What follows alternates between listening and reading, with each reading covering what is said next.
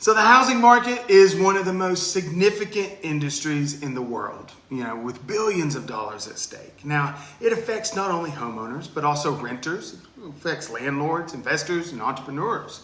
All right, so for over a decade, the housing market has been on the rise with prices going up year over year.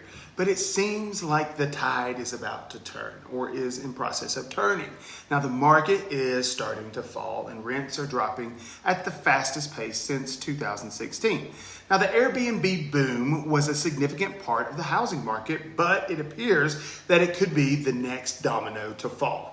Now, the impact could be significant, not only on those who operate Airbnb rentals, but also on the entire industry as more and more short-term landlords go out of the business. Now, in this video, we're going to break down what is happening and why the Airbnb bust could be a brutal warning for the entire housing market and what people can do to make more money or, more importantly, not lose money, because sometimes it's just as important not to lose money as it is to make money. So to understand the Airbnb bust, we first need to understand how Airbnb operates. Okay, so in 2007, two San Francisco residents came up with an idea to rent out air mattresses in their apartment to attendees of a nearby conference. This is crazy.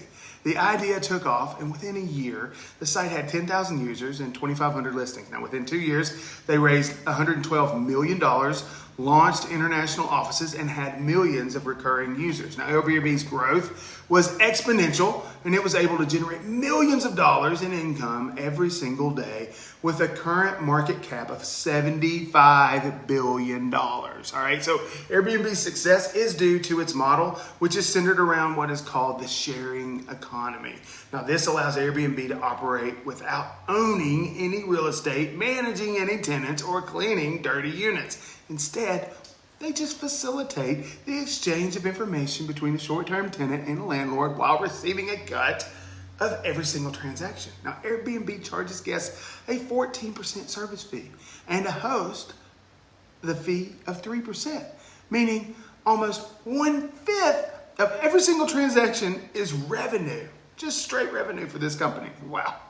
Now, while successful, there is also a dark side to Airbnb that's often not talked about. In 2021, Airbnb spent millions of dollars making literal nightmares go away before detailing some of the ways that they can lead to crime and assault in some instances. Now, of course, any company that does as much daily business as Airbnb is going to have regular outliers. Okay, so after all, in 2019, they were getting 2 million bookings per day. So even if 0.1% of customers had that type of issue, I mean, that's 730,000 complaints every single year. And even though there's a 99.9% chance that everything's going to be fine, there's still those outliers.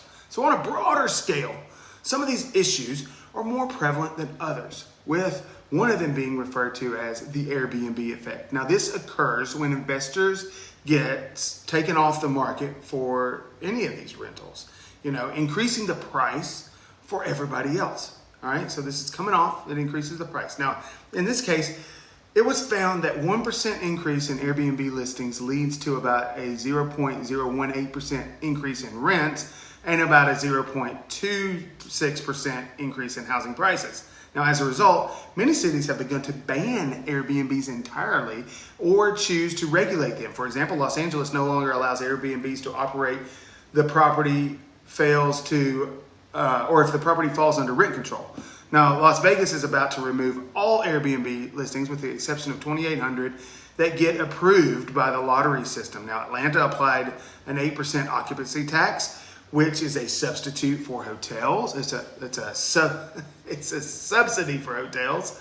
And this brings us to the Airbnb bust. All right, so the short-term rentals were a reliable way of making money for homeowners, landlords, investors, entrepreneurs, everybody.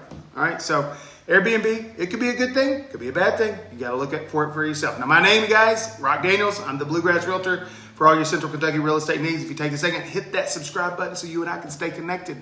Thank you so much for stopping by today. I look forward to seeing you here again soon. So have a wonderful day.